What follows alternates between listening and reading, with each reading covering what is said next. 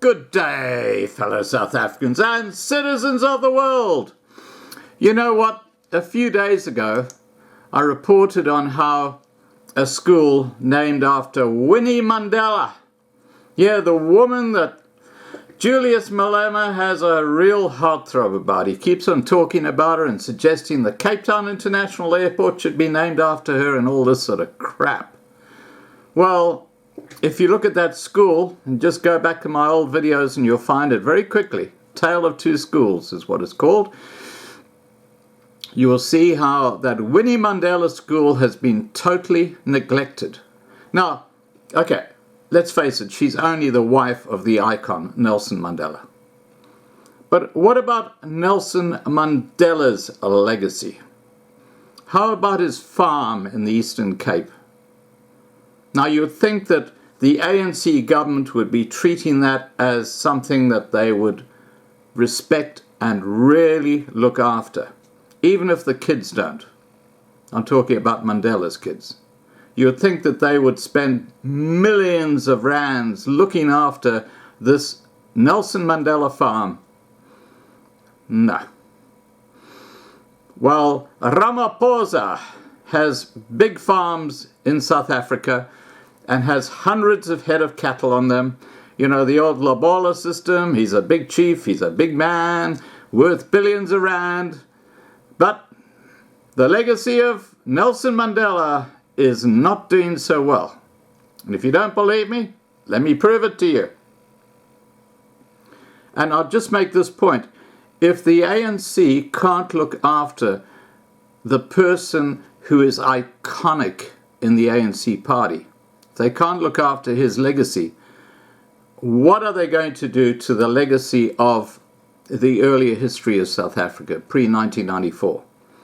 Well, that's self-evident. Just go to just about any museum in South Africa today, and if there's a black curator, I can assure you it's going to be a complete disaster, with a lot of stuff missing. And I've got many videos covering exactly that point. Stolen, taken, it's part of this whole corrupt system in South Africa. Let's get to the point here. Former President Nelson Mandela's farms in the Eastern Cape are derelict, with little or no agricultural activity taking place. One of the farms has been badly vandalized, and the situation is no better at the other farm, where the herd of cattle has dwindled dramatically and the gardens are overgrown and unattended. The sorry state of affairs is a far cry from what Madiba intended.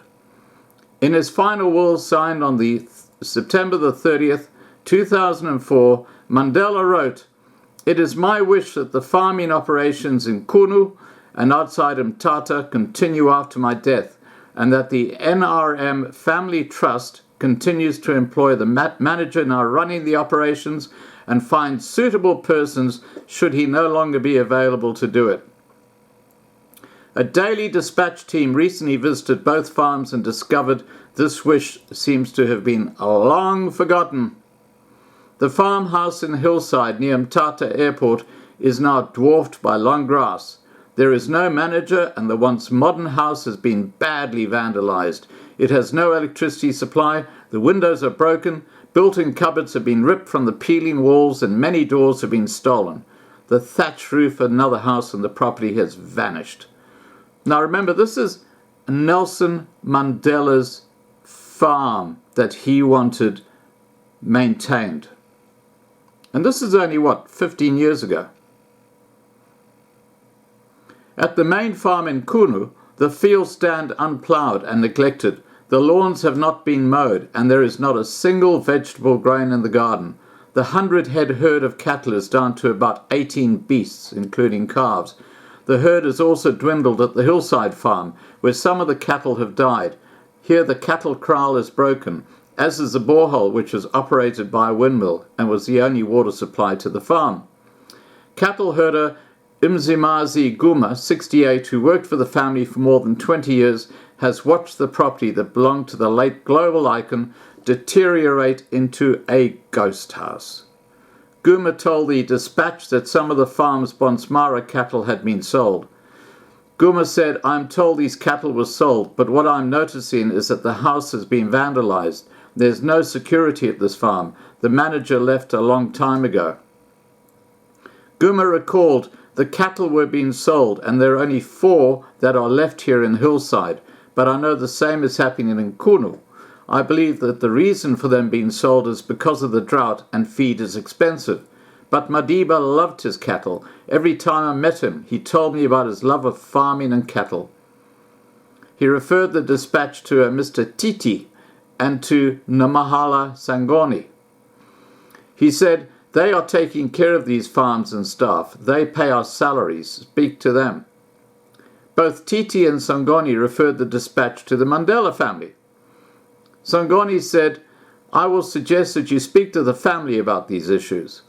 Titi said he had no authority to speak to the media about the properties. He said, "I can't speak about anything. Speak to the Mandela family." Mandela's eldest daughter, Makaziwe Mandela, who spent a couple of days in Qunu recently, referred the dispatch to the executors of her father's estate. What about Zinzi Mandela, the ambassador, South African ambassador in Denmark? What does she think about this absolute shambles? Yeah, remember she was the one who put up those obnoxious tweets about colonialism a short while ago? Great priority, Zinzi. What about your dad's legacy, huh? You are a complete disgrace to the Mandela name. Complete disgrace. The 3 executors are retired Deputy Chief Justice Dikgang Mosekeneke, retired Judge Temba Sangoni, and Advocate George Bezos. Numerous efforts were made by the dispatch to contact the 3 executors, but they could not be reached for contact. Attempts were also made to speak to Mandela's grandchildren, but Mandela Mandela, a traditional leader and an MP, could not be reached for comment, while his younger brother, Ndaba Mandela, said he was abroad and told the dispatch reporter, "Don't waste my time. Ungandibuzi, amasimba, na. Don't ask me kak." Now, isn't that great respect from the Mandela family towards their dad's legacy? This is disgusting. Qunu traditional leader Nokwanela Balezulu confirmed that the farms were neglected and abandoned. She made this heart sore. Balezulu said, "Madiba cherished both these farms, and as a traditional leader this makes my heart bleed. I wanted to cry when I saw the condition of the hillside farmhouse. This is an insult to Madiba's legacy." She said there were once 96 cattle that were healthy and strong at the Qunu farm. Madiba loved his cattle. It is bad to see his properties dying with him. This family cannot fold their arms and watch the houses collapse and cattle die. You know what this really says to me? Is this whole Madiba fantasy is a con. The ANC do not respect it. That's clearly self-evident through the school, which I talked about the other day, and Madiba's own farms, which are clearly not being maintained.